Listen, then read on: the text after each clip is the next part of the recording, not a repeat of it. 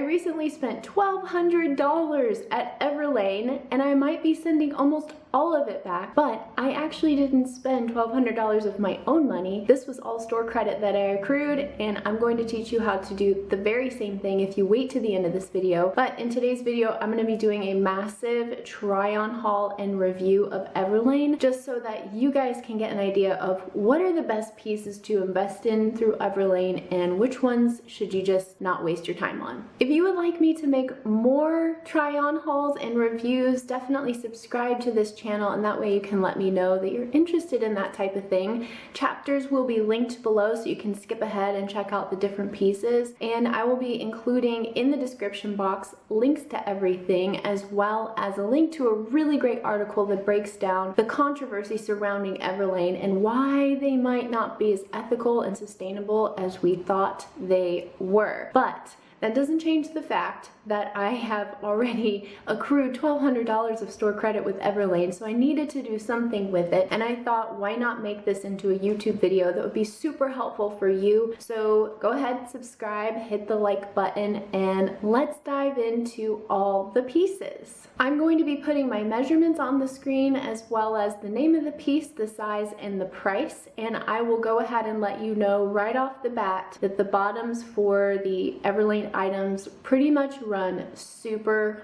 large. I'm definitely not the size of the jeans or the other bottom that I got, so I just wanted to make that quick disclaimer for you.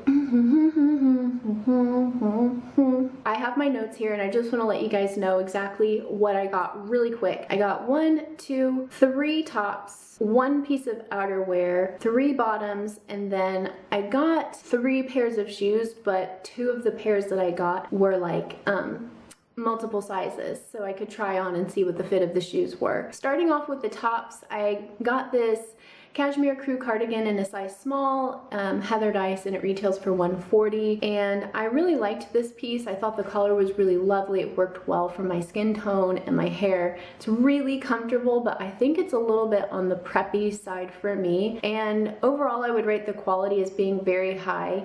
It seems like a luxurious piece. I think I want to go with something a little bit more edgy, a little bit more chunky. That way I can pair it with some like tank tops or some camisoles and not look so preppy, because that's not my vibe. That's not where I'm going. But if you're interested in getting that cardigan, I would say go for it, because it would do really well in like a work environment scenario. I think the quality is great. The price point at $140 is high for me. Like, if I didn't have store credit accrued there's no way that I would actually be able to afford that, or like that I would say that's where I want to put my money, into one article of clothing. I would potentially invest that into a really nice dress or a really nice coat, or perhaps a really nice pair of shoes. But one cardigan, I mean, I don't know. It's all up to you, like what works for your budget. The other top that I got is actually the one I'm wearing right now. It's again a 100% cashmere polo. It's a pullover. It's also in the size small and color black, and it retails for $128. I really love this piece, and I think I'm gonna keep it. It's extremely comfortable.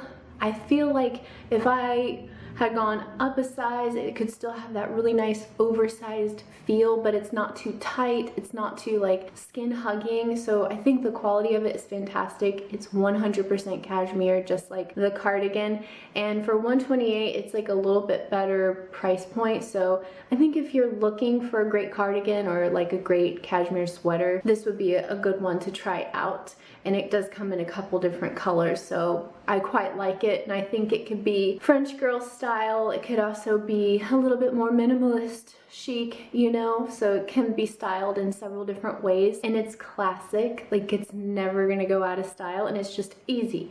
You just throw it on, you don't need anything else to go underneath it, and you look very, very chic. The next item I got was the cami bodysuit, and I think I'm just a little bit too tall for it, like long through the waist, because it doesn't have adjustable straps, and so it's like really pulling on me. I felt like I just needed half an inch, you know, and if the straps were adjustable, that would have been nice. I got it in a size small and it retails for $35. I think the price point is good on this. I think you can find other bodysuits that are similarly priced. It has the snaps on the crotch, which is no big deal, but it feels a lot more like a swimsuit, almost like activewear, not necessarily like a camisole or a t-shirt or something like that. So I don't know, I think it could work really well with other pieces, especially if you're really into like just a sportier vibe and you want to dress it with jeans and whatnot. I think that could super work, and I styled it with one of the bottoms that I got, so we can go ahead and move on to the bottoms. I did get the almost mini skirt in a size 0, color black, and they have it retailing for $38. Again, I mentioned this at the beginning of the video, their sizing is just very weird to me for the bottoms only. I don't know how I would ever classify as a size 0. I'm not at all, and so you can see from my measurements that I'm like a 27, 28. So this wouldn't make sense for me to be in that size 0 range. But I think if I had gone up, it would be too baggy if I'd gone up a size. So keep that in mind when you're shopping with Everlane, because I don't know, I would say just order multiple sizes to try on, because you can always send back. They do free shipping over a certain amount, and then they do free returns over a certain amount, so it's really, really worth it to get multiple sizes. I love the fabric of this skirt, and I love that it's a little more sporty, which is why I paired it with the bodysuit. This would be great for the office. It would also be great if you're just trying to like have just a classic black mini skirt in your wardrobe. If this were shorter, it would be way too short, and if it were longer, it would be a pencil skirt. So I think all in all, this is a perfect length, especially for someone my height, because I love that cute little mini skirt look without being too sassy, too sexy, and I like that the zipper closes on the side.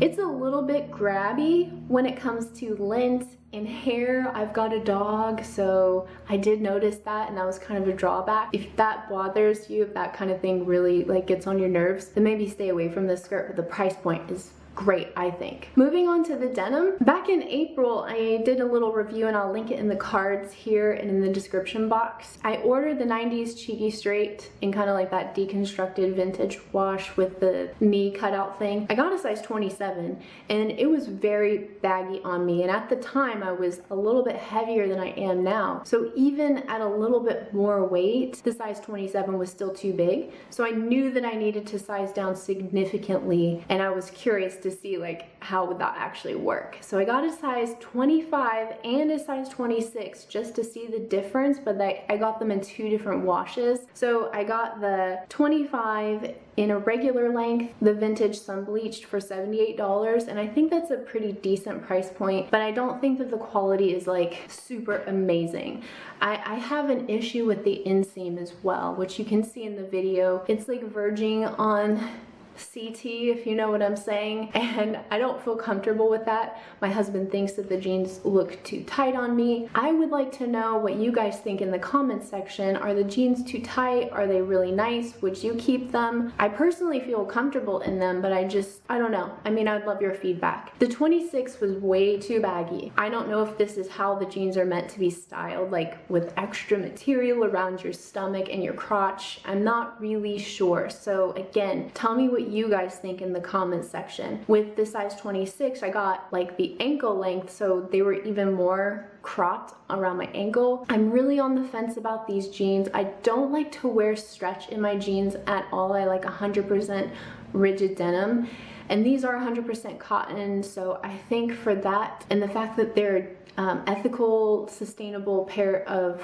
jeans, I think $78 is not a bad price. But a little tip here for you, I really love the organic cotton denim from And Other Stories. I think those are the best fitting jeans for me that I've personally found. And then if you go higher price point, you go up to like Redone Denim or AG Gold or something like that. The one and only piece of outerwear I got was the highly sought after draped trench coat. This is a really interesting piece. I got it in a size small thinking that it would be too big, but it's actually very narrow through the shoulders, so I'm really glad that I didn't go with an extra small, and I went for the lighter tone, so it's a more neutral tone. It's called their sandstone, and I think this is a really really nice piece, but a couple of drawbacks from it is that, again, I think that their items are made for a more petite person or someone who's shorter through the waist. I don't love that the lapel covers up one of the buttons. I think that's like a small little nitpicky detail for me, but personally I want like a super classic looking trench coat that's lined,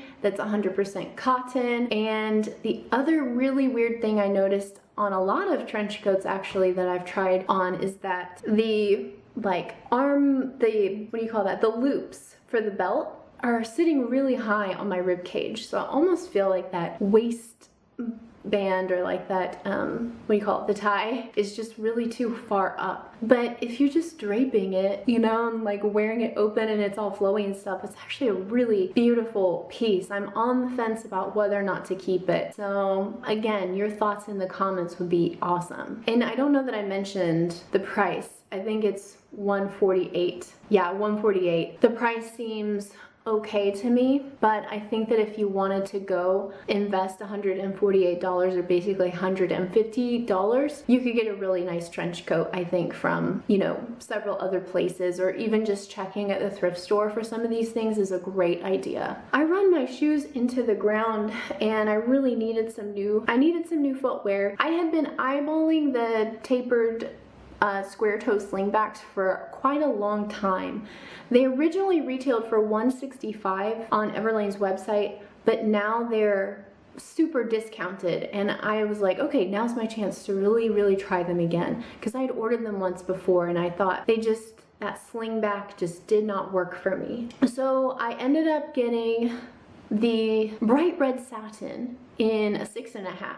I really wish I would have gotten the 6. I like the brown, the chocolate satin, and I got that in a 6, and I wish I could swap them out. But I will be really honest with you. That, what is it? It's like a elasticated slingback, just does not like give me confidence. I just imagine myself trying to walk around on the sidewalk and then it slips off the back of my heel, because I did a little walk test around my house and I just felt like these are gonna slip right off, and like maybe that slingback is just gonna like dig into my heel a little bit. If you've actually worn these, can you please let me know in the comment section how you liked these, because I'm worried that that's gonna happen. I really like them and I'd like to keep them, at least one of them, so I don't know. I also got the day heel in 2 different colors and 2 different sizes, and the 6.5 was just way too big. It absolutely slips off the back of my heel. I got it in the cognac suede and I was not a fan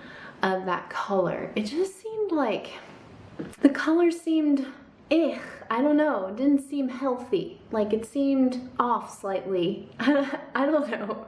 Maybe that's just me. I would have preferred it in like a super deep chocolate brown. They retail for $145, so I think that's a little high personally for what this is. Even in the size 6, that heel, again, it's elasticated. It's slipping off the back of my foot. I don't know if it's just me. Is it just me? Or are these shoes like just cursed? I'm not sure. I would love like a slight little bit of stickiness to the heel thing, or just a pure straight pump, like no elastic in the heel. Those will be going back, all of the shoes, unfortunately. And finally, I got their new release of the Day Ballet flat, and it retails for $118. I got it in the color black and in a size 6. I think I should have actually gotten another size to try on of the Day Ballet flat, because the 6 might work, but it might be too small.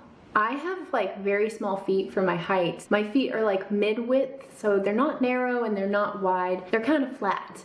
And so I don't know if that's my problem, if I need an insert or something, but that's kind of my take on all of the shoes and the footwear and just Everlane on the whole. Okay, that's it. You guys have made it to the end of the video. My final thoughts on Everlane is that despite all the controversy surrounding this brand, I do think that they still do several things right. I think it's still worth investing in some of their pieces, and here's where I would put my money if it were my real money, not just like play money, or I don't know, it's not play money, it's real, but I made it work. I did the hard work to make all of those sales, but you can do it too.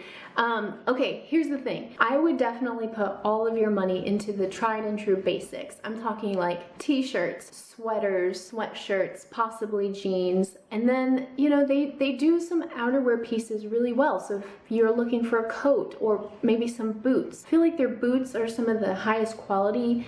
Everything's made in Italy. All of their leather factories, all their leather tanneries are just certified.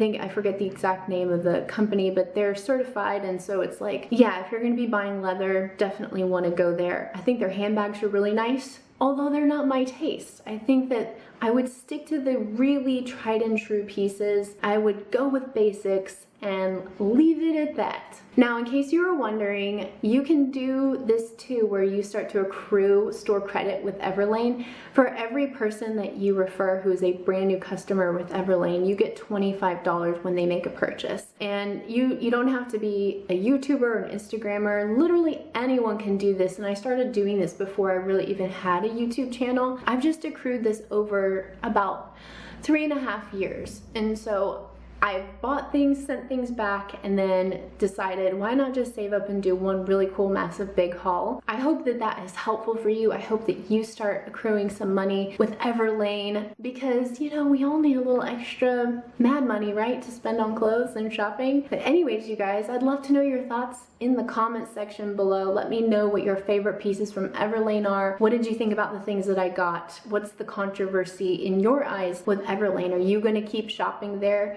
or not? Okay, thank you so much for watching. I'm really grateful for you, and I will see you in the next video. Take care, bye.